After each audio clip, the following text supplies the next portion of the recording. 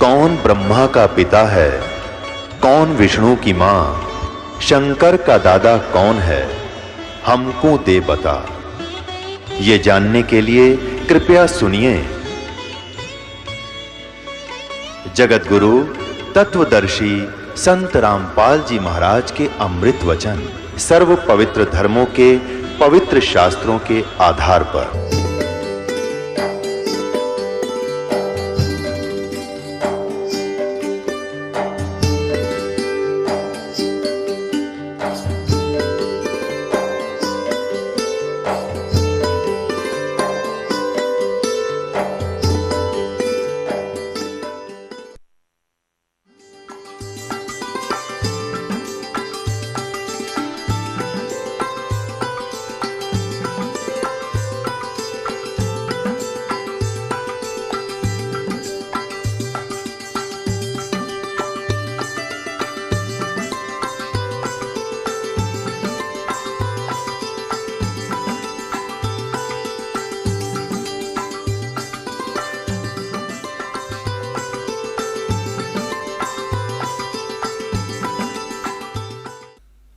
तो ये हम जिस लोक में रह रहे हैं ये ऐसा स्थान है कि हमने अगर पुण्य करने पड़ेंगे इस शरीर से तो मेहनत करनी पड़ेगी, काम भी छोड़ना पड़ेगा, 10 रुपये भी लगाने पड़ेंगे, तब हम पुण्य प्राप्त कर सकते हैं। और साधना हमारी शास्त्र अनुकूल हो,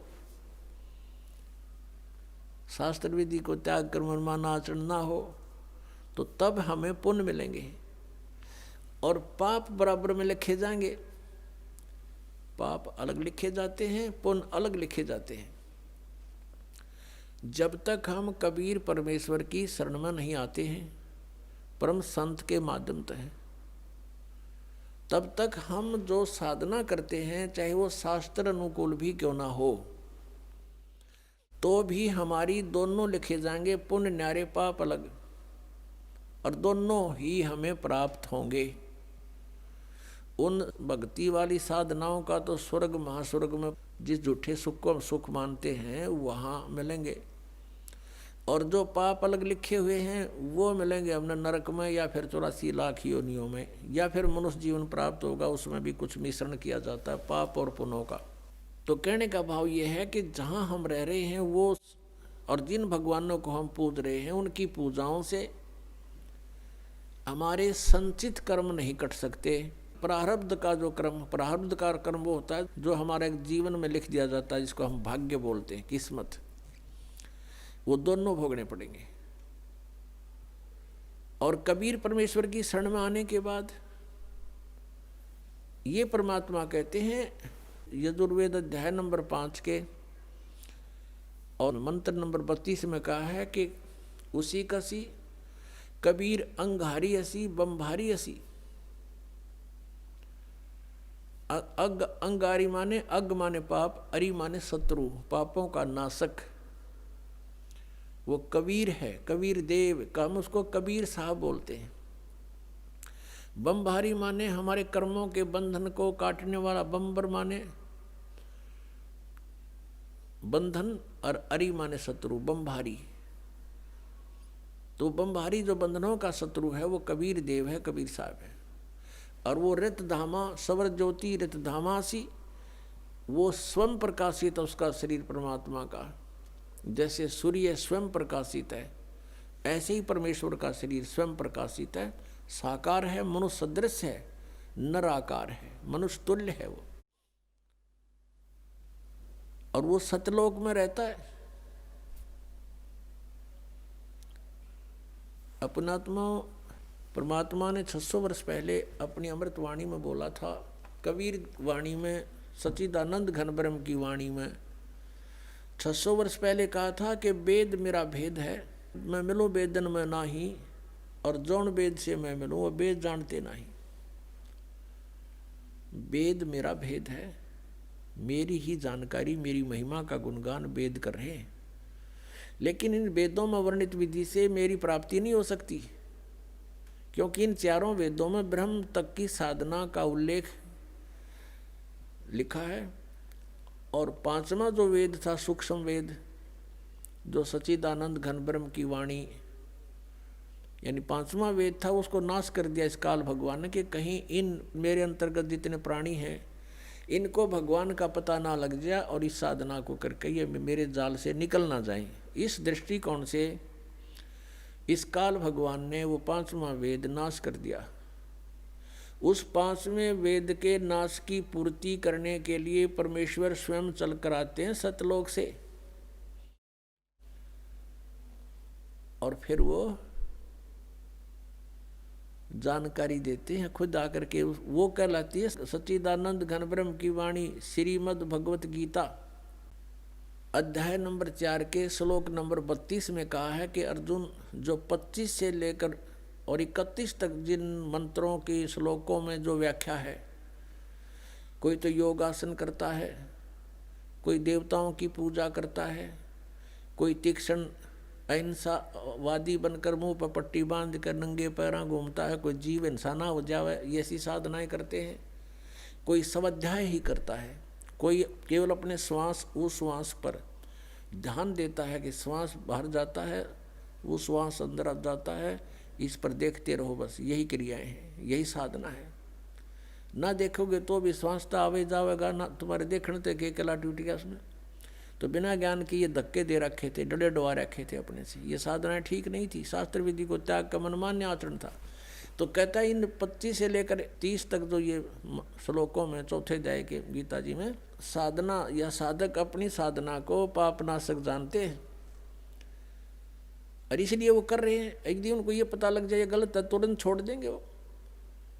तो फिर कहा गीता जी अध्याय नंबर 4 के श्लोक नंबर 32 में कि वो यथार्थ ज्ञान इन यज्ञों का जो यज्ञ कर रहे हैं ना, परमात्मा पाने के लिए ट्राई कर रहे हैं, यज्ञ माने धार्मिक अनुष्ठान, इन धार्मिक यज्ञों की अनुष्ठानों की जानकारी बहुत विस्तार के साथ लिखी है सच्चिदानंद ब्रह्म की वाणी में।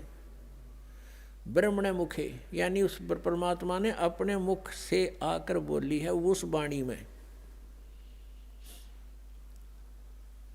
वो यथार्थ ज्ञान लिखा हुआ है। अपनात्मा वो है सच्चिदानंद घन ब्रह्म की वाणी, कबीर वाणी। और परमात्मा कहते हैं ये चारों वेद मेरी ही महिमा का गुणगान कर रहे हैं, लेकिन मैं इन वेदों में वर्णित विधि से प्राप्त नहीं हो सकता। आपको दिखाते हैं यजुर्वेद, यजुर्वेद अध्याय नंबर 5 का मंत्र नंबर 32 में कबीर अंगारी असी बम्भारी असी, ये देखिएगा, ये है यजुर्वेद और महर्षि दानंद द्वारा इसका अनुवाद है। इसके प्रकाशक कौन है? सार्वदेशिक आर्य प्रतिनिधि सभा 2/5 महर्षि दानंद भवन, रामलीला मैदान, नई दिल्ली से। यजुर्वेद आर्य भाषा भाष्य संपूर्ण 40 अध्याय, महर्षि दानंद सरस्वती कृत। इस दानंद जी ने इसका अनुवाद किया है। ये लेखक नहीं है वेदों का, केवल अनुवाद करता है, जैसे गीता जी के गढ़े अनुवाद करता है। और मुद्रक ये हैं Prince offset printers 1510 Pataudi house Daryaganj नई दिल्ली से। अब इसके 5वें अध्याय के 32वें श्लोक में दिखाते हैं आपको। ये 5वां अध्याय और ये है नीचे 32वां मंत्र 32। यहाँ देखिएगा, उसी गसी, ये देखो, कबीर अंगारी असी, हम इसको कबीर बोल देते हैं, बै अपने लैंग्वेज में हम बै बोलते हैं। कबीर अंगारी असी बम्भारी अविसुर असी। अच्छा, इसका इन्होंने अनुवाद किया है, ये देखेंगे। हे जगदीश्वर, जिस कारण आप, उसी के माने कांतिमान, असी माने हैं, और अंगारी माने खोटे चलन वाले जीवों के शत्रु। ये लिखना था, आप पाप के शत्रु हैं, पाप नाशक हैं। अब ये अनुवाद करता महर्षि दानंद का अपना ज्ञान सिद्धांत था कि भगवान पाप नाश नहीं करता, इसलिए इसने यहाँ बात उलझा दी। और फिर 8वें अध्याय के 13वें श्लोक में 6 बार लिख रखा है भगवान पाप का नाश कर देता है, वहाँ इसकी बसाई नहीं। ये लिखना था, वो अंग माने पाप, अरि माने शत्रु, वो पापों का शत्रु कौन है? कबीर। अब इन्होंने इसको, ये कबीर है, कबीर, हम इसको कबीर बोलने लगे और इसने ये कर दिया इसका कवि और अर्थ कर दिया कांत परजय है। अब पहले हम इस, और फिर बमबारी, ये देखो बमबारी, बम्ब आरी माने, बम्ब माने बंधन, अरी माने शत्रु, बंधनों के शत्रु, यानी हम उसको बंदी छोड़ कहते हैं, जो बंधन काट दे, बंधन तो छुड़वा दे। हम कबीर जी को, कबीर परमेश्वर को हम बमबारी यानी हम बंदी छोड़ कहते हैं। और इसको लिखने का फर्क है, या बंदी छोड़ लिख दे, बंधनों का शत्रु लिख दे, एक ही बात है। अब जैसे इन्होंने यहाँ जो गलती की है ना, यह गलत कर दिया। ये अगर या तो फिर कवि ये लिख देते यहाँ पर, वो कवि हैं बस, फिर भी हम मान जाते, न कुछ ठीक करने की चेष्टा की। कबीर का अर्थ कांत परजय लिख दिया, ये कोई बात हुई। अब जैसे ये यजुर्वेद है जिसको हम पढ़ रहे हैं और इसका कहीं पर व्याख्या हो, अब दिखाते हैं आपको। अब जैसे ये इसी यजुर्वेद का अब 36वां अध्याय है, ये देखो, ये 36 अध्याय, 36 अध्याय यानी 36 36, और इसका ये प्रथम मंत्र है, ये रहा। इसमें ये लिखा है रचम वाचम परपदे मनो यजु परपदे, ये यजु शब्द लिखा है। अब ये है यजुर्वेद के विषय में, और इसका कोई अर्थ कर दे वो गलत करेगा, इसका यजुर्वेद ही लिखना पड़ेगा। यो जैसा कि इस महर्षि ने ये ठीक किया, यहाँ पर ये है यजु, इसका यहाँ अनुवाद किया है, वहाँ मूल पाठ था। ये देखो, ये यजु शब्द है और इसका यजुर्वेद लिखना पड़ा, ये सही अर्थ बना यहाँ पर। यदि इस यजु का अर्थ कर देते यज्ञ स्तुतियों का संग्रह, तो के बेराव का के है संग्रह, यज्ञ स्तुतियाँ लिख दे इसकी, यज्ञ स्तुति, तो यजु का अर्थ यहाँ लिखना पड़ेगा कि वह है यजुर्वेद के बारे में कहा जा रहा है। तो ठीक जहाँ इन्होंने कवि कर दिया उसको हमने कबीर देव कर पढ़ना पड़ेगा, कबीर देव लिखना था। देखो हम फिर आते हैं वही 5वें अध्याय के 32वें श्लोक पर, ये 32वां श्लोक यजुर्वेद का। अब यहाँ इसने जो कवि कर दिया, यहाँ लिखना था वो कबीर देव है, बस वो कबीर देव लिख देते। हम कबीर देव कहने लगे, देव को परमेश्वर, देव का अर्थ परमेश्वर होता है, तो यहाँ लिखना था वो कबीर देव हैं। और देखो यहाँ लिखा है ऋतधामासी सवर ज्योति, ऋतधामा इन्होंने खुद लिखा है, ऋतधामा माने सतधाम युक्त। हम सतधाम कहो, सतलोक कहो इसको, ये सतलोक ऋतधामा नो कारण ये फलाना, ऋतधामा माने सतलोक वाला, सतलोक का निवासी, वो कहते नहीं ये फलाने गांव का है, हाँ यो फलाना वो गांव का है। तो ये ऐसे है कि वो ऋतधामा वो सतलोक में रहता है। और सवर ज्योति देखिए अड़ंगा कर रखे अनुवाद का, अंतरिक्ष को प्रकाश करने वाला। सवर ज्योति स्वयं प्रकाशित, वो स्वयं प्रकाशित है, परमात्मा है, वो सतलोक में रहता है। कबीर उसका नाम है और वो ही अंगारी है, पापों का शत्रु है, बंधनों का शत्रु है, यानी बंदी छोड़ है वो कबीर अंगारी असी। ये कबीर, हम इसको कबीर बोलते हैं कबीर। हम लिखण भी कबीर लागे, पड्डी की मात्रा भी लिख दें।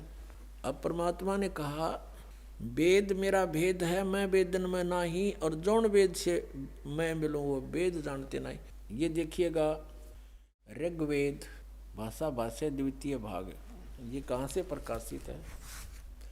प्रकाशक हैं पंडिता राकेश रानी, प्रधान कार्यालय वेद मंदिर महात्मा वेद भिक्षु सेवाश्रम लेखराम नगर अब्राहमपुर मुखमेलपुर दिल्ली दूरभाष इतना है। और नीचे लिखा दान संस्थान नई दिल्ली का प्रकाशन। और इसका यहाँ अनुवाद करता है ये 9-10 मंडल हैं। ये महात्मा वेद भिक्षु भारतेंद्र नाथ दान संस्थान करोल बाग नई दिल्ली। इसके 10वें सूक्त के 10वें मंडल के और सूक्त नंबर 49 में दिखाते हैं आपको। ये देखिएगा, ऋग्वेद मंडल नंबर 10 और सूक्त 49 इसका ये पहला ही मंत्र है। 49 सूक्त का ये पहला मंत्र है। इसमें लिखा है कि मैं स्तुति करने वाले को, यानी पूर्ण परमात्मा अपनी महिमा वेदों में लिख रहे हैं। और इसका अर्थ है कि अहम दा गृहन्ते पूर्वम स्वहम ब्रह्म करणम। अब पूर्ण परमात्मा कहता है ब्रह्म की उत्पत्ति मैंने ही की। अब यहाँ देखो, इनका अनुवाद देखें। मैं स्तुति करने वाले को सनातन निवास योग्य लोक, सनातन ऐश्वर्य निवास योग्य लोक, मोक्ष तथा ज्ञान प्रदान करता हूँ। मोक्ष भी प्रदान करता हूँ और निवास योग्य सनातन लोक, सनातन ऐश्वर्य, जहाँ जाने के बाद फिर कभी आपका सुख नाश नहीं होगा, वो प्रदान करता हूँ। अहम ब्रह्म, ये देखो स्पष्ट, ये भी पढ़ना पड़ेगा, हमने नहीं तो ये गड़बड़ कर रहे हैं। अहम ब्रह्म करणवम, मैं वेद को उत्पन्न करता हूँ। ब्रह्म का अर्थ वेद कर दिया इन्होंने, तरह गजब हुई। मैं ब्रह्म को उत्पन्न करता हूँ। पूर्ण परमात्मा कबीर देव जी सतपुरुष ने ब्रह्म की उत्पत्ति की थी। फिर मूल संस्कृत पढ़ो। अहम माने मैं, ब्रह्म माने ब्रह्म को, करणव उत्पन्न करता हूँ। मैं ब्रह्म को उत्पन्न करता हूँ। ठीक है, इन्होंने जहाँ थोड़ी बहुत गलती करी है अनुवाद में, उसको हम शुद्ध कर लेंगे अपने ज्ञान से। और यह वेद मेरी ही महिमा की वृद्धि करता है। ये वेद मेरी ही महिमा करता है। चारों वेद मेरी ही महिमा गा रहे हैं। यज्ञ दान सत्संग करने वाले को सन्मार्ग में आदेश करने वाला मैं ही हूँ। करे करावे साईं मन में लहर उठा और दादू सदर जीव के आप बगल हो जा। कहता सब ये दान पुण्य सत्संग पुण्यात्मा जो मेरे से जुड़ गए हैं उनको मैं ही लाता हूँ। यहाँ पर मैं ही सन्मार्ग का आदेश करने वाला मैं ही हूँ। मैं सकल युद्ध में न देने वाले कुसंगी यज्ञशील जनों को ही हराता हूँ। हराता है यानी हराता हूँ, यानी कहने का भाव ये है कि ये मैंने तो ब्रह्म की उत्पत्ति की है और जो मेरी सतभक्ति करते हैं, मेरी स्तुति करते हैं, उनको सनातन लोक, सनातन माने शाश्वत स्थान प्राप्त कराता हूँ। और वहाँ से जब हम चले गए तो ऐश्वर्य आप पर रहेगा, वहाँ सारे ठट मृत्यु नहीं, कभी कोई बुढ़ापा नहीं, किसी चीज़ का भाव नहीं। निवास योग्य लोक, मोक्ष तथा ज्ञान प्रदान करता हूँ। और मैं अहम ब्रह्म करणम, मैं वेद को उत्पन्न करता हूँ। या वेद नहीं, यहाँ ब्रह्म को उत्पन्न करता हूँ। और मह्यम वर्धनम, महिमम, और ये जो वेद हैं वो मेरी महिमा गा रहे हैं, क्योंकि ब्रह्म ने फिर वेदों का ज्ञान आगे दिया। अब कहने का तात्पर्य ये है कि हम जिन सदग्रंथों को सही मानते थे, सच मानते थे और मानते हैं, उनको हम समझ नहीं सके। जब पूर्ण परमात्मा कबीर जी ने, उस दानक कबीर ने, जुलाहे कबीर ने, काशी में आए हुए भगवान परम अक्षर ब्रह्म ने अपनी प्यारी आत्मा धर्मदास जी को अपना सतलोक दिखा लिया, सचखंड दिखाया, वहाँ सब स्थिति से परिचित करवाया, तब वो वापस आया, उसके शरीर में वापस प्रवेश कर दिया आत्मा को। तब उसने जागृत होकर के कहा कि हे परमात्मा, हम तो इन श्री राम, श्री कृष्ण, ब्रह्मा विष्णु महेश जी को ही सुप्रीम पावर मानते थे।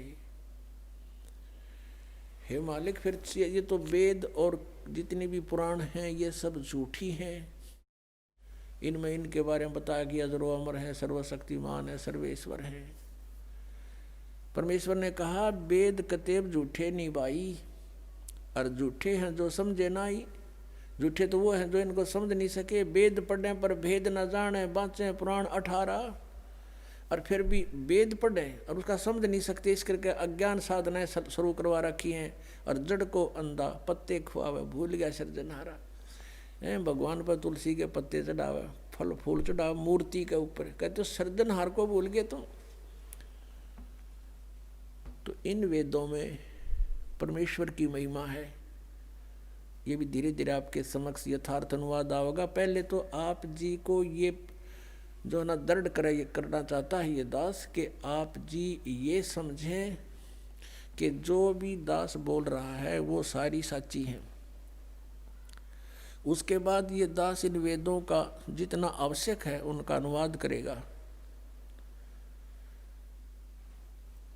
और पहले आपको इसलिए इन्हीं के अनुवादित वो दिखाए जा रहे हैं मंत्रों के अनुवाद, कि ताकि कोई आपको भ्रमित ना कर दे कि न्यू कहे कि रामपाल ने संस्कृत ना आती।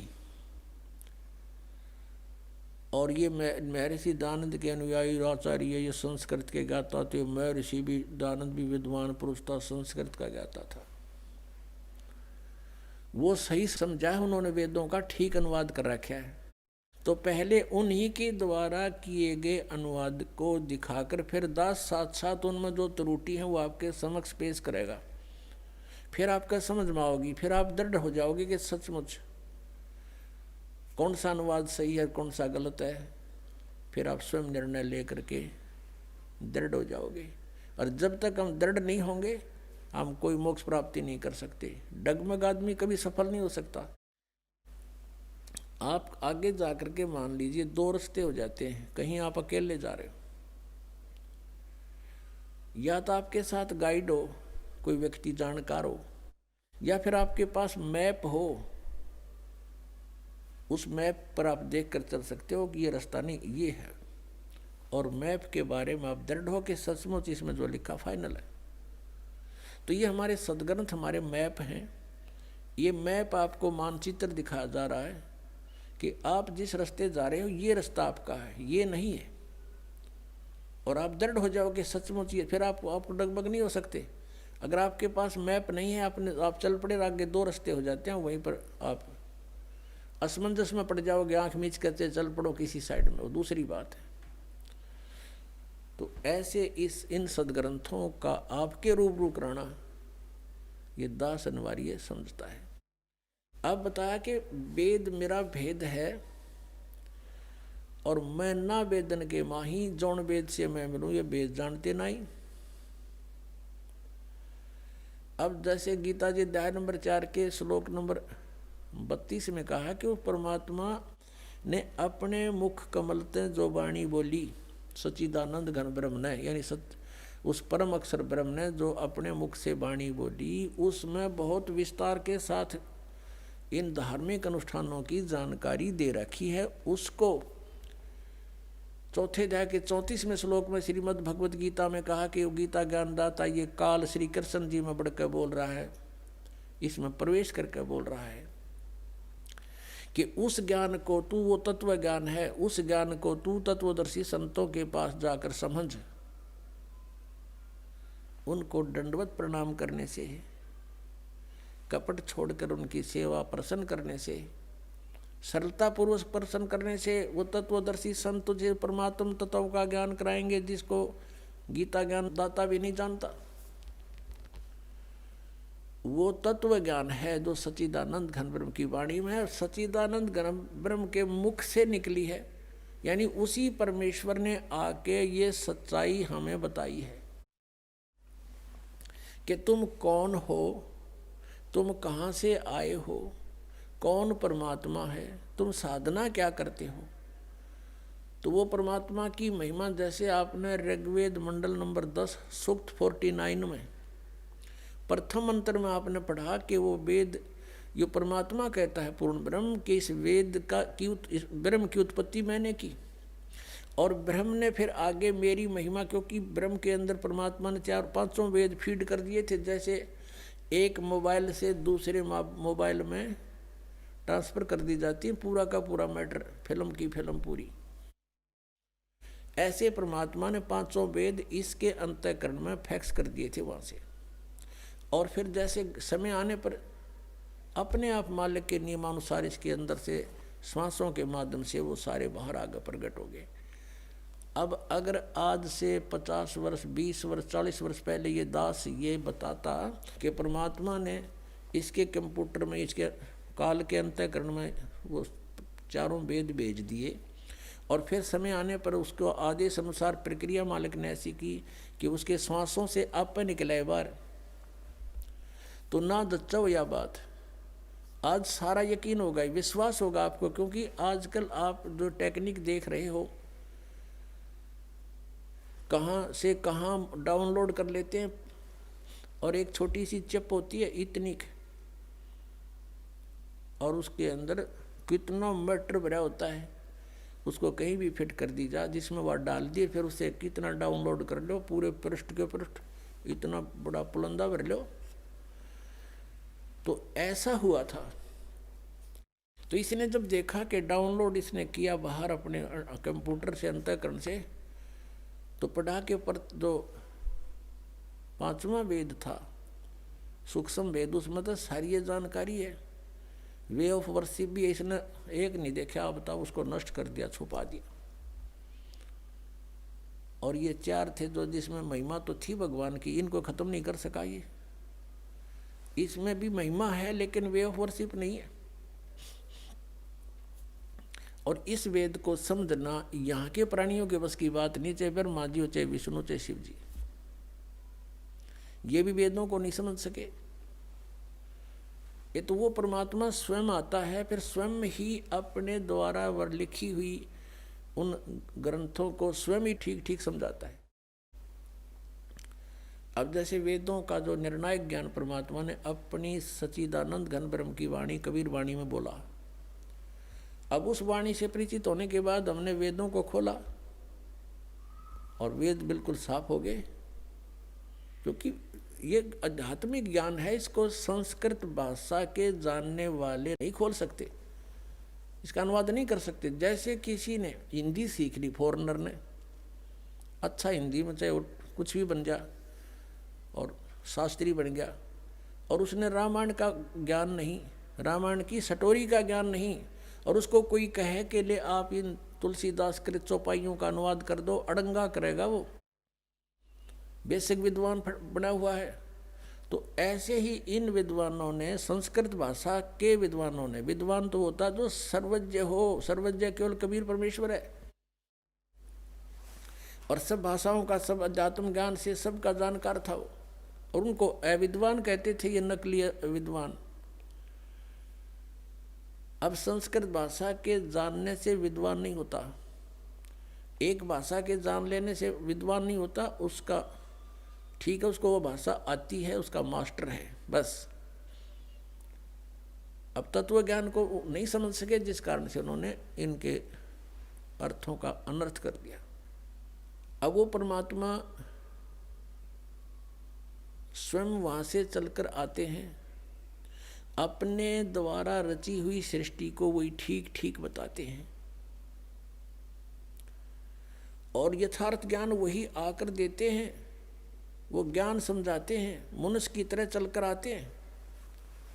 अपनात्मा इस काल भगवान ने इन अज्ञानी ऋषि महर्षियों मंडलेश्वरों गुरुओं ब्राह्मणों द्वारा, ब्राह्मण का अर्थ या कोई जाति से नहीं है, ये समझना चाहिए। क्योंकि हम वेदिक हर ज्ञान सुनते नहीं। ब्राह्मण का अर्थ जो गुरु पद पर होता है वो ब्राह्मण है, यानी जो ज्ञान देता है परमात्मा के बारे में, जिसको जानकार मानते हैं। ब्राह्मण सोए जो ब्रह्म पहचाने, ब्राह्मण उसको कहते हैं जिसने भगवान को जान लिया है। लेकिन वो ना जान रहे थे, ब्राह्मण कमावे थे, ऋषि महर्षि थे नहीं, महर्षि कमावे थे। आज उनको महर्षि कहना पड़ता है, लेकिन वो महर्षि के योग नहीं है। उनको ब्राह्मण कहना पड़ता है, लेकिन ब्राह्मण के योग नहीं थे। जैसे मेरे गुरुदेव थे, वो ब्राह्मण थे इस जाति के हिसाब से। हरियाणा में गांव पैंतावास, दादरी के पास बड़ा पैंतावास और जिला भिवानी, उस बड़े पैंतावास के गांव के रहने वाले ब्राह्मण जाति हैं। लेकिन वो अपने आप को ब्राह्मण नहीं कहते थे, वो संत रामदेवानंद कहते थे, वो संत थे। और मेरे जो दादा गुरुजी थे, गुरुजी के गुरुजी, वो छावला गांव है दिल्ली में, नजफगढ़ से आगे गुड़गांव की तरफ जाते हैं, छावला ऑन रोड पड़ता है। वो छावला गांव के जाट थे किसान, और वो काशी विद्यापीठ से 4 विषय के आचार्य बन गए। वो पंडित चिदानंद कहलाते थे, वो ब्राह्मण कहलाते थे। अब उस हमारे दादा गुरु जी का जो आश्रम बना हुआ है, गोपालपुर गांव है खरखोदा के पास, जिला सोनीपत में, उनके आश्रम के ऊपर लिखा है पंडित चिदानंद जी आश्रम। और हमारे गुरुदेव के जहाँ आश्रम है संत राम देवानंद जी आश्रम। तो यहाँ जाति से ब्राह्मण नहीं है, कर्म से ब्राह्मण के लिए कहा गया है। तो ये नकली गुरु ब्राह्मण जो गुरुपद पर थे, इनको कह का पता नहीं था, ये कहलाते थे ऋषि और महर्षि। तो ये समझ नहीं सके उस परमात्मा की अमरवाणी को। इसलिए परमेश्वर ने कहा कि ये वेद कतेब झूठे नहीं भाई, और झूठे हैं जो समझे ना ही। तो वेदों में लिखा है कि वो परमात्मा स्वयं गति करके आता है। अब जैसे यो आर्य समाज का जो ग्रुप है, इसमें शिक्षित वर्ग बहुत है, और लेकिन वो अक्षर ज्ञान है, उनको अध्यात्म ज्ञान नहीं। उधर से महर्षि दानंद को भी कह का पता नहीं था अध्यात्म ज्ञान का, इसलिए उसने कोशिश की वेदों का अनुवाद करने की, और उसका अपना सिद्धांत था कि भगवान निराकार है। वो कहीं एक देश में नहीं रहता, एक देश माने स्थान पर कहीं नहीं रहता, वो केवल सर्वव्यापक है, जैसे वायु है ऐसे भगवान है। भले आदमियों, निराकार परमात्मा इतनी बड़ी बड़ी स्ट्रक्चर कैसे बनाओगा वो? जैसे ही कोई नो कहे साकार कैसे बनाओगा, सुन लो साकार कैसे बनाओगा। साकार मनुष्य इंजीनियर है, और जहाज बना दिया, हवाई जहाज, वायुयान बना दिया, समुद्री जहाज बना दिया, उसमें बैठ कर आराम से घूम रहा है और वो यान चल रहा है। निराकार कोई कारीगर बना के दिखा दो, मरे बादशाह के बनाओगा, वो खख बनाओगा।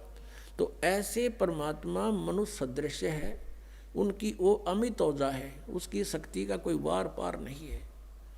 उनके वचन से सब कुछ हो जाता। जैसे आप हम देखा करते हैं जादूगर होते हैं, अपने मुख में एक छोटी सी गोली कंचा, इतना वो कंचा होता है, उस गोली को मुख में डालते हैं और थोड़ी देर में ओ करके इतना बड़ा मुस्कुर तो का डमू में तो पत्थर बना देते हैं, और नो पटक दे, पट्टा उठा के देख लो कति पत्थर है।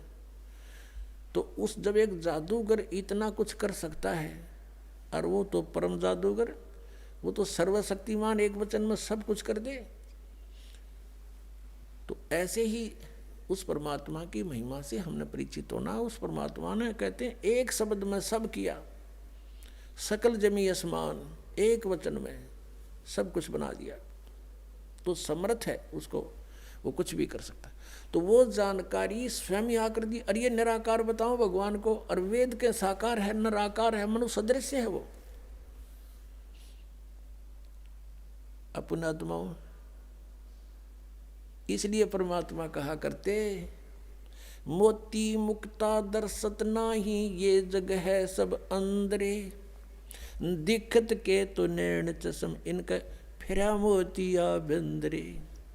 ये दिख है विद्वान पुरुष, और महर्षि को हमें इनका मोतिया बिंद है। जिसका मोतिया बिंद हो आंखों में, आंखें तो दिखाई देती हैं जैसे बड़ा स्वस्थ आंखें हैं, सब कुछ दिखता होगा, लेकिन वो नपट अंधा है जिसका मोतिया बिंद हो गया दोनों आंखों में।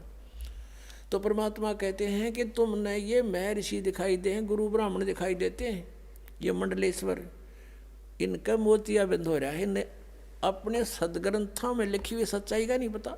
और फिर निराकार कहते। अब दिखाते हैं आपको परमात्मा की सारी स्थिति, देखिएगा। ऋग्वेद मंडल नंबर 9, ऋग्वेद मंडल नंबर 9 अब दिखाते हैं, और सूक्त नंबर 86। भगवान साकार है या निराकार है, वो कैसी लीला करता है। ये है ऋग्वेद मंडल नंबर 9, 10 इकट्ठा अनुवाद है। ये है सार्वदेशिक आर्य प्रतिनिधि सभा, महर्षि दानंद भवन, रामलीला मैदान, नई दिल्ली से ये प्रकाशित है। और ये मुद्रक है, Prince offset printer, 1510, Pataudi house, Daryaganj, नई दिल्ली से ये छपा है, छापा खाना इसका ये। अब देखना, ये है ऋग्वेद मंडल नंबर 9 और सूक्त 86 का मंत्र नंबर 26। इसमें लिखा है कि यज्ञ करने वाले यजमानों के लिए परमात्मा, यज्ञ करने वाले माने धार्मिक अनुष्ठान यानी साधना करने वाले यजमान माने भक्तों के लिए परमात्मा सब रास्तों को सुगम करता हुआ उनके विघ्नों को मर्दन करता है और उनको पवित्र करता हुआ और अपने रूप को सरल करता हुआ वह कांति में परमात्मा, यह लिखना था कबीर देव। कवि कोई भी सर्वज्ञ नहीं हो सकता जिसको सारा ज्ञान हो।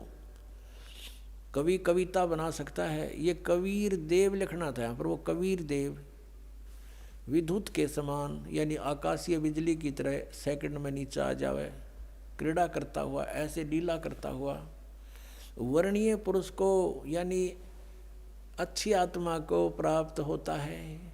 अच्छी आत्मा को आके मिलता है, वो जैसे आदरणीय धर्मदास जी को मिले, आदरणीय नानक साहिब जी को मिले, आदरणीय मुल्कदास साहिब जी को मिले, आदरणीय दादू साहिब जी को मिले, आदरणीय गरीबदास साहिब जी गांव छुरानी जिला दद्दर हरियाणा वाले को मिले, आदरणीय गीसा दास साहिब जी गांव खेखड़ा यूपी मेरठ वाले को मिले। तो अच्छे पुरुष को आकर प्राप्त होता है। वो कहाँ रहता हो भगवान? 27वें श्लोक में ऋग्वेद मंडल नंबर 9 और सूक्त नंबर 86 का 26 पढ़कर 27 में पा गए।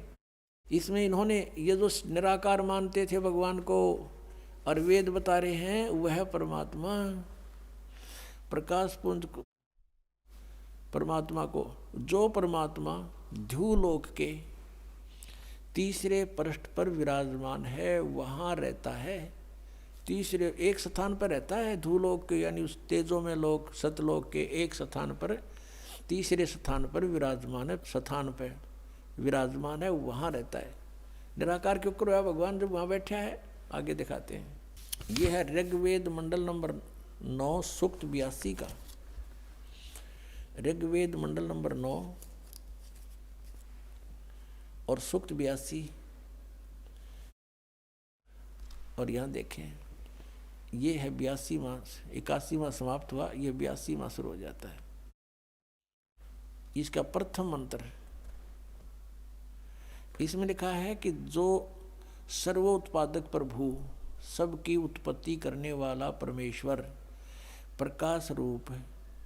इसका अर्थ है वो तेजोमय रूप साकार है, सद्गुणों की वृष्टि करने वाला, पापों का हरण करने वाला, पाप नाश करने वाला, पाप क्षमा करने वाला है। वह राजेव, राजा के समान, राजेव इसका अर्थ है राजा के समान। आगे लिखा है, ये देखना, ये 269 पृष्ठ पर पढ़ रहे हैं। कोई भ्रमत कर देगा कि दूसरा पृष्ठ दिखा दिया होगा। ये 270 दिखाऊंगा। ये देखो 270 यहाँ लिखा है। 82 का पहला पढ़ रहे हैं, 82 का 9 के 82 का। राजा के समान दर्शनीय है, वो देखने जोगा है, विजिबल है, वो साकार है, राजा की तरह तो मनुष्य जैसा ही हुआ। और वह पृथ्वी आदि लोक लोकांतरों के चारों ओर शब्दमान हो रहा है। वह वर्णीय पुरुष को, वर्णीय माने अच्छी आत्मा को, श्रेष्ठ पुरुष को, जो दृढ़ भक्त है, जो दृढ़ भक्त है उसको पवित्र करता हुआ प्राप्त होता है। जैसे आदरणीय धर्मदास साहिब जी को, जो दृढ़ भक्त थे उसके बाद डगमग नहीं हुए। आदरणीय मुल्कदास साहिब जी को, आदरणीय दादू दास साहिब जी को, आदरणीय गरीबदास साहिब जी गांव छुड़ानी जिला दद्दर हरियाणा वाले को, और आदरणीय गीसा दास साहिब जी को गांव खेखड़ा मेरठ यूपी वाले को। ये दृढ़ भक्त आज तक डगमग नहीं हुए, दुनिया को हिला के रख दिया इन्होंने। इनको भगवान में ले आकर के को पवित्र करता हुआ प्राप्त होता है वर्णीय पुरुष अच्छी आत्मा को। जिस प्रकार विद्युत माने आकाशीय बिजली स्नेह वाले स्थानों को आधार बनाकर प्राप्त होता है। देखो कितना स्पष्ट किया इन्होंने।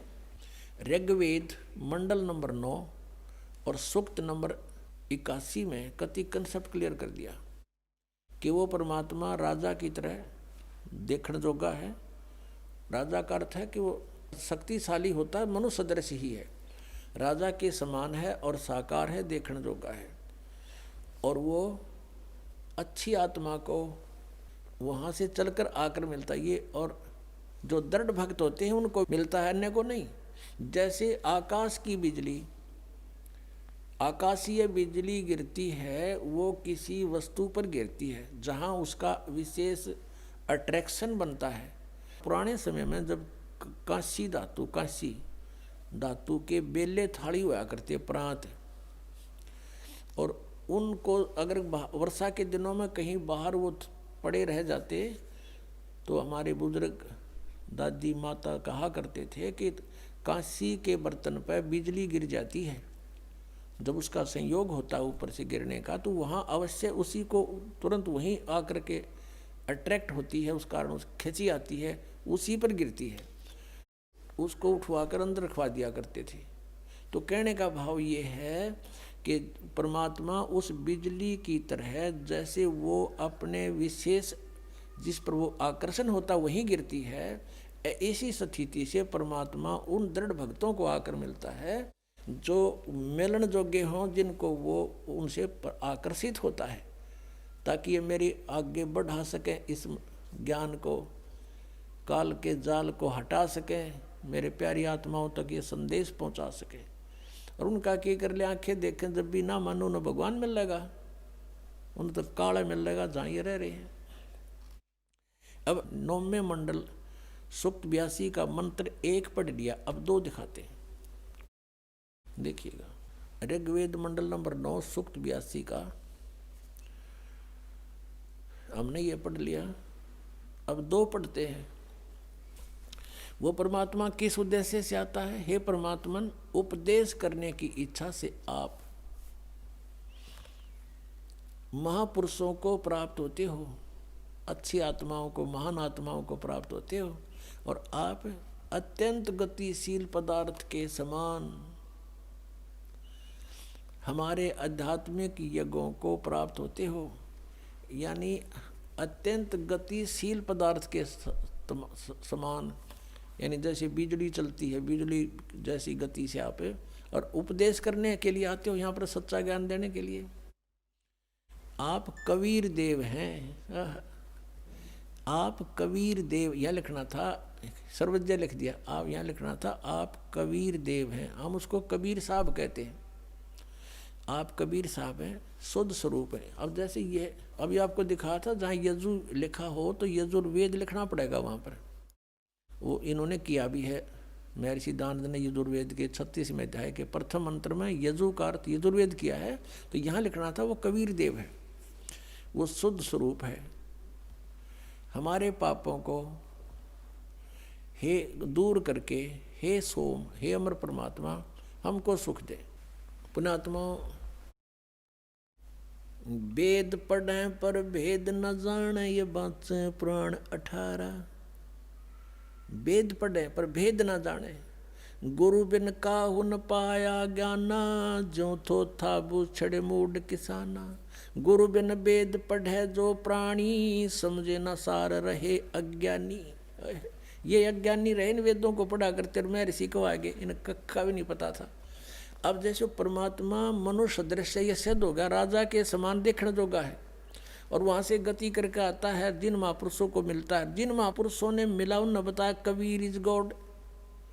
वो कबीर देव काशी में, हम सुल्तानी नानक तारे दादू को उपदेश दिया, जात जुलाहा भेद न पाया, वो काशी माए कबीर होया।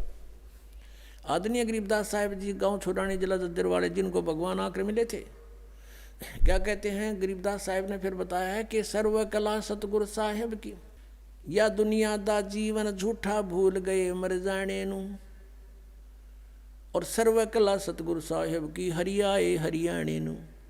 वो परमात्मा हरियाणा में आए, गरीबदास जी 280 वर्ष पहले लगभग सन 1727 में, लगभग 300 वर्ष हो गए, 300 वर्ष से भी ऊपर हो गए। सन 1727 में परमात्मा आए थे और सन 1866 में न सन 1966 में हरियाणा और पंजाब अलग हुए। जब हरियाणा क्षेत्र का नाम पड़ा था, यो हरियाणा प्रांत बना था, उससे भी कितने वर्ष पहले, 200-250 वर्ष पहले परमात्मा ने लिख दिया, बोल दिया था। गरीबदास साहिब जी ने कहा था कि हरि आए हरियाणे नू। उनके वचन से फिर यो हरियाणा क्षेत्र आज बनकर रहा, ताकि हम इस परमात्मा की वाणी को समझा सकें।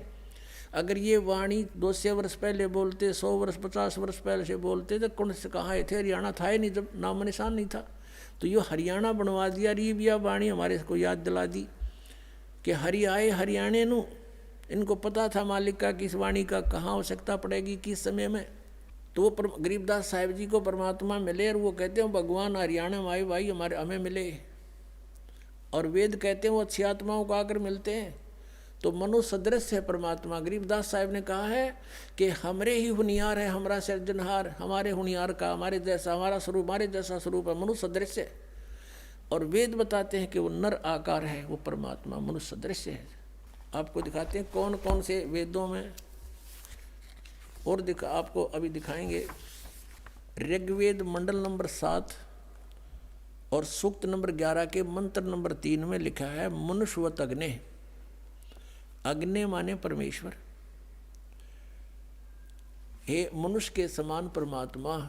ऋग्वेद मंडल नंबर 7 सूक्त 2 के मंत्र 3 में फिर लिखा कि मनुष्यवत अग्नि मनुना।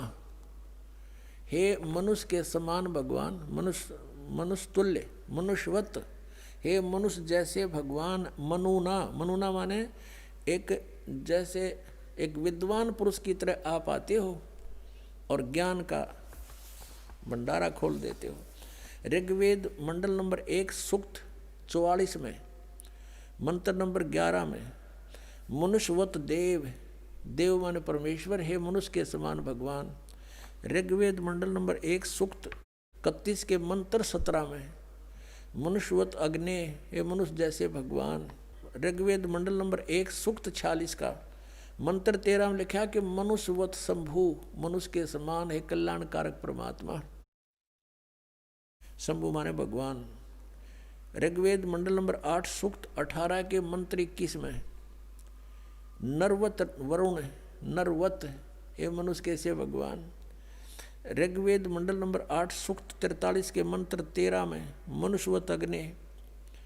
ऋग्वेद मंडल नंबर 8 सूक्त 43 के मंत्र 27 में मनुष्यवत अंगिरह है। अंगिरह माने परमात्मा, तेजो में शरीर युक्त। इनमें सब में लिखा कि परमात्मा मनुष्य सदृश है। आपको दिखाते हैं। ऋग्वेद मंडल नंबर 1 का अनुवाद महर्षि दानंद ने कर रखा है और इसने कोशिश की है कि मैं अड़ंगा अड़ाऊं और इसको खत्म कर दूं कि कोई पढ़ ना ले कि तय मनुष्य के तुल परमात्मा लिखा है। पहले इसी का दिखाते हैं। ऋग्वेद मंडल नंबर 1 सूक्त नंबर 31 के मंत्र 17 में ये देखिएगा। ये प्रथम मंडल है, महर्षि दानंद जी का अनुवाद है। इसमें प्रकाशक हैं सार्वदेशिक आर्य प्रतिनिधि सभा 3/5 महर्षि दानंद भवन, रामना मैदान, नई दिल्ली से। और ये है मुद्रक हैं सम्राट printers and binders 1606 Pataudi house Daryaganj, नई दिल्ली से। ये इसका मुद्रक बदल गया है पहले वाले से। ये देखिएगा। ये है ऋग्वेद मंडल नंबर 1 और सूक्त 31, इसका मंत्र नंबर 17 है। ये 17। इसमें क्या लिखा है कि मनुष्यवत अग्नि। इसका अनुवाद इसका कहाँ लिखा है इसने, ये देखो, मनुष्यवत। इसका अनुवाद क्या महर्षि दानंद, इसको क्या मनुष्यवत, और अग्नि को इसने अलग जगह लिख दिया।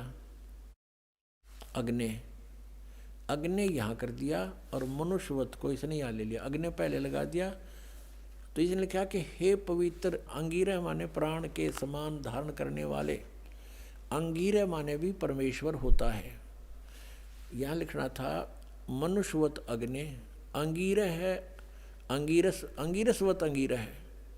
यातिवत सदने पूर्वम सूचे। अब इसका अर्थ देखते हैं इनके द्वारा। हे पवित्र प्राण के समान धारण करने वाले, यानी वे प्राणी की तरह आप आते हो परमेश्वर। ये क्या सब विद्याओं से सर्वतक व्यापक सभाध्यक्ष, यहाँ भगवान का नामों निशान मिटा दिया, सभाध्यक्ष लिख दिया अग्नि को। आगे देखो, आप मनुष्यों के मनुष्यवत, मनुष्यों के आने जाने के समान, ये लिखना था मनुष्य के समान, मनुष्यवत, मनुष्य के समान। आम आदमी पढ़ सके इसने, मनुष्य के समान। और वाह शरीर, वाह का क्या अर्थ होता है अनुवाद करते समय? या, वाह का अर्थ होता है या के अर्थ कंटिन्यू होना चाहिए इसका अर्थ। शरीर व्यापक प्राण वायु के सदृश राज्य क्रम व्यापक पुरुष के तुल। अंगिर से माने आप एक साधारण मनुष्य की तरह, या ययातिवत, जैसे पुरुष यज्ञ के साथ कर्मों को सिद्ध करते कराते हैं, उस उत्तम प्रतिष्ठा वाले विद्वान विद्या देने वाले हैं। इसका कोई सिर पैर नहीं, कहीं पर भी देख लो अनुवाद का। इसका अर्थ है आप एक साधारण मनुष्य की तरह आते हो, और जैसे एक जन साधारण अपने हाथों से कार्यक्रम करके अपने कर्म काम करके उस तरह आप आते हो। और पूर्ववत है परमात्मा, पहले की तरह फिर से आइए, आप ज्ञान देते हो हमें, आप फिर से यहाँ आइए अपने आत्माओं। अब ये सच्चाई आपके सामने आएगी तो फिर आपको हैरान रह जाओगे कि भगवान बता। इसे भी मैं ऋषि व्याघ्र जन ज्ञान को समझाने उसका अडंगा कर दिया। ये देखो इसकी और कलाबाजी दिखाऊं मैं ऋषि दयानंद की, कैसे बट्ठा बैठा रखा अनुवादों का। ये देखो ऋग्वेद मंडल नंबर 1 सूक्त 44 का, ये महर्षि दयानंद का अनुवाद है। और मंत्र नंबर 11, इसमें क्या लिखा है? मनुष्यवत देव, मनुष्यवत देव, मनुष्यवत देव, ये इसने लिखा है। अब देव, इस देखो ये एक सेंटेंस है, पूरा एक मंत्र है। अब इस मनुष्यवत देव को साथ साथ अनुवाद में लेना चाहिए। इसने क्या लिया है? सबसे पहले यहाँ लिया देव और मनुष्यवत लिया लास्ट में। देख अडंगा करण का किसा बढ़िया तरीका इसका। हे देव, दिव, हे दिव विद्या संपन्न अग्नि, माने भौतिक अग्नि के सदृश उत्तम पदार्थों को संपादन करने वाले मेधावी विद्वान हम लोग। ये अर्थ है। अग्नि माने सीधा लिख देता है परमात्मा। इन्हें 20 जगह लिख रखा है। इसी ऋग्वेद मंडल नंबर 9 के और सूक्त नंबर 96 में दिखाऊं इसने कितनी बार लिख रखा है अग्नि माने परमेश्वर, अग्नि माने परमेश्वर। ये देखो, क्योंकि वहाँ भगवान के साकार का जिक्र ना था, मनुष्यवत नहीं था इनमें। ऋग्वेद मंडल नंबर 1 सूक्त 96 का मंत्र 1 से इन 9 मंत्र हैं इसमें, और 9 में तो 8वां में अग्नि है। अग्नि माने तो इन सब में परमेश्वर लिखा। अग्नि माने परमेश्वर व भौतिक अग्नि, परमेश्वर लिखा प्रथम मंत्र में। ऋग्वेद मंडल नंबर 1 सूक्त 96 का दयानंद का अनुवाद है। मंत्र नंबर 1 में अग्नि शब्द था, वहाँ पर अग्नि माने परमेश्वर।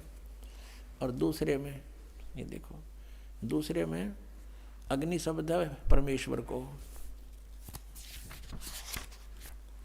अब तीसरे में 1 के 96 का ये तीसरा मंत्र, इसमें अग्नि माने जगदीश्वर लिख दिया। अब चौथे का अग्नि माने जगदीश्वर, और 5वें में ये वही चल रहा है ऋग्वेद मंडल नंबर 1 सूक्त 96 का, और ये 5 में अग्नि, अग्नि माने परमेश्वर को। अब 6 में ये 6 है, इसका आगे देखो ये 6 है, ये अग्नि माने परमेश्वर को। या 7 में अग्नि माने परमेश्वर को। 8 में अग्नि शब्द नहीं है। 9 में फिर देखो, 9 में ये वही है कि देने सोचो और कितने दिखा दिया है। ये जो 96 तो यहाँ 97 शुरू हो गया यहाँ से, इसलिए इस पृष्ठ पर 97 लिख दिया। नहीं, यह 96 है। 1 के 96 का लगातार हम अब 9वां मंत्र देख रहे। अग्नि माने अग्नि, अग्नि माने परमेश्वर, समस्त मंगल प्रकट करने वाले परमेश्वर। अग्नि माने परमेश्वर। अब यहाँ इसका बिजली गिर गई। अग्नि माने परमेश्वर लिख दिया तो ये साकार सिद्ध हो गया, मनुष्य जैसा लिखे रखा है। ऋग्वेद मंडल नंबर 1 सूक्त 44 पे, 44 के मंत्र नंबर 11 में ये लिख रहा है मनुष्यवत देव। देव माने परमेश्वर लिखना था, हे परमेश्वर आप मनुष्यवत, मनुष्य जैसे हो, मनुष्य के समान हो, ये लिखना था।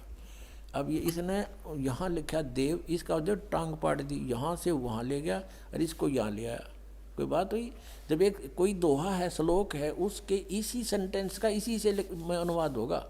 यहाँ का यहाँ नहीं हो सकता, यहाँ बीच यहाँ का नहीं हो सकता, इसको वहाँ इसको यहाँ नहीं हो सकता। ये बिल्कुल अज्ञान किया है।